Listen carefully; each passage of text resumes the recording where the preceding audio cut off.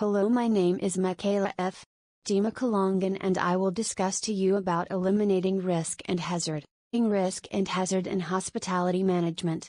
A hotel kitchen is a bustling environment that is often filled with hurrying, rushing staff members trying to accomplish a multitude of tasks in a short period of time. Because of this chaotic environment, hotel kitchens are notorious for being filled with safety hazards. When safety is neglected, an easy thing to do in a chaotic kitchen, the quality of the hotel dining establishment will begin to suffer. Fire and burning hazards. Fire hazards are the most common safety hazards in a hotel kitchen. Humongous stoves and ovens that generate astonishingly high energy outputs can be quite dangerous if left unattended or used by an inexperienced staff member. Not only can these hazards lead to serious burns, but they can also cause an outbreak of uncontrollable fire or even an explosion if cooking appliances are not monitored at all times. Train your staff regarding hotel stove and oven safety in order to reduce the occurrence of fire and burning hazards. Tripping and overcrowding hazards. Another common hazard in a hotel kitchen environment is a tripping hazard. Tripping over obstructions left in kitchen pathways can lead to falls, spilled food, and even serious burns if an employee is carrying hot dishes. Overcrowding hazards are caused when staff members are not taught to stay in their stations or when a hotel kitchen is simply overstaffed. Reducing staff numbers and keeping pathways clear of obstructions will eliminate these hazards. Good management improves safety. Surprisingly, one of the most effective ways to boost safety standards within your hotel's kitchen is simply to hire the right individuals to manage the rest of your kitchen staff. In several research studies, the frequency of kitchen injuries in restaurant kitchens could be directly linked to the quality of management within the kitchen. With good management, issues will be quickly resolved, and most health and safety hazards will be removed before they even become a problem. On the other hand, bad management can cause issues such as safety neglect, irresponsibility, and even the blatant disregard of safety guidelines and standards. In the hospitality industry, there's the usual suspects in terms of workplace hazards and risks that are generic to our business. These hazards are found in most hospitality venues including hotels. They basically need to be addressed to ensure we reduce the risk of injury to employees in particular, and patrons and guests with public liability issues in mind. A hotel operating in today's regulatory climate just has to accept that identifying and controlling health and safety risks is a normal cost of doing business. Manual handling. 50% of all injuries in the hotel sector are incurred while carrying out some sort of manual handling related task.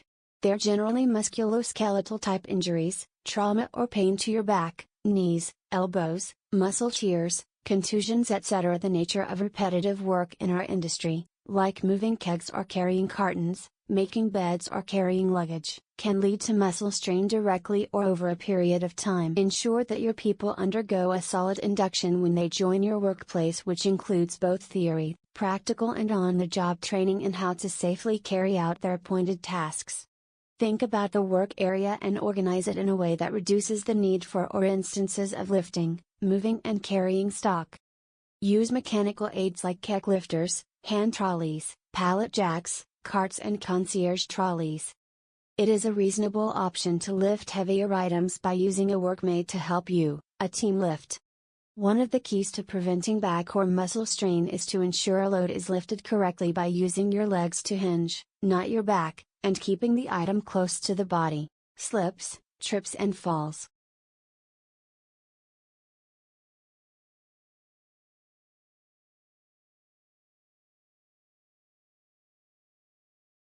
It's rare to go back of house in either a trading or accommodation hotel and not find water or condensation on the floor in some form or other. This is an occupational hazard, to use the terminology. However, steps can be taken to reduce the risk of water pooling or condensation, notwithstanding our subtropical climate playing a part. Old pipes or lines have a tendency to leak, especially under or around the bar counter where taps, basins and other activity occurs. Some hoteliers just put up with this and let it ride or use rubber matting on the floor as a means to prevent slipping. Rubber matting is a useful short-term fix to counter spillage or pooling, but the real answer is to find and repair the source of the problem. Other practical measures to prevent slips, trips and falls. Poor housekeeping practices where pedestrian thoroughfares are clogged with flotsam and jetsam are common. Back of house, find somewhere else to store it. Ensure all staff wearing closed, non-slip footwear for the task. If practical for your venue, slip-resistant high-grade vinyl laid behind the bar is a recommended solution. Clean up spills as soon as is practicable, signpost if the floor is wet. Install good lighting, especially on stairs or pedestrian areas that are uneven, so people can see ahead clearly. Hazardous chemicals. Most hazardous chemicals used in a hotel context are cleaning agents. The kitchen will generally use heavy-duty oven and grill cleaner, although there has been a tendency for venues to change to more environmentally friendly products over recent years. Beer line cleaner is of course a nasty alkaline that will cause blindness if it gets into the eyes. Some tips when using or handling chemicals: use the least hazardous chemicals for the job. Use personal protective equipment when handling or using hazardous chemicals, for example gloves, face mask, long sleeve clothing and respirator, if required. Ensure that safety data sheets are available where hazardous chemicals are stored and used, as these provide safety advice and details of the chemical. Store chemicals safely and securely when not in use. Do not store chemicals in food and/or drink containers and make sure they are correctly labeled. Burns, scalds and cuts.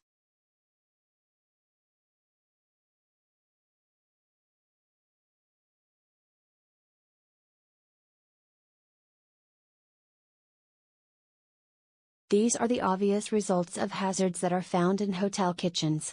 Kitchen staff can become blasé when it comes to safety practices. For example, in many cases it's not the go to wear stainless steel mesh hand gloves or gauntlets to prevent cuts. My advice is to strictly enforce safety practices in the kitchen to prevent your staff getting injured and potentially forcing up your work cover premium. Electrical. The best protection against electrical hazards is to install residual current devices, safety switches, on all your electrical circuits. Many older hotels don't have this level of protection, but it's becoming an essential in a modern day context as our reliance on electrical or electronic equipment increases. Do not use electrical double adapters in any circumstances. Protect extension leads from damage or lying in wet areas, and test and tag your portable electrical equipment if all your circuits do not have safety switches. Carbon dioxide gas. Food-grade carbon dioxide is used in hospitality for beverage dispensing. This gas is inert, odorless and an asphyxiant. CO2 is heavier than air, so if it leaked in a cellar it would pool on the floor. In today's contemporary world, it would probably be deemed negligent if hotel cellars, in areas that are not ventilated, did not protect their staff from this risk by installing a CO2 detector and alarm system. In terms of gas, ensure that gas bottles are chained up and that gas fittings are properly maintained. You are required to reduce the risk of exposure of your employees to these common workplace hazards. There is generally a cost involved, but prevention by practicable and reasonable means is better than the cure. Thank you for watching.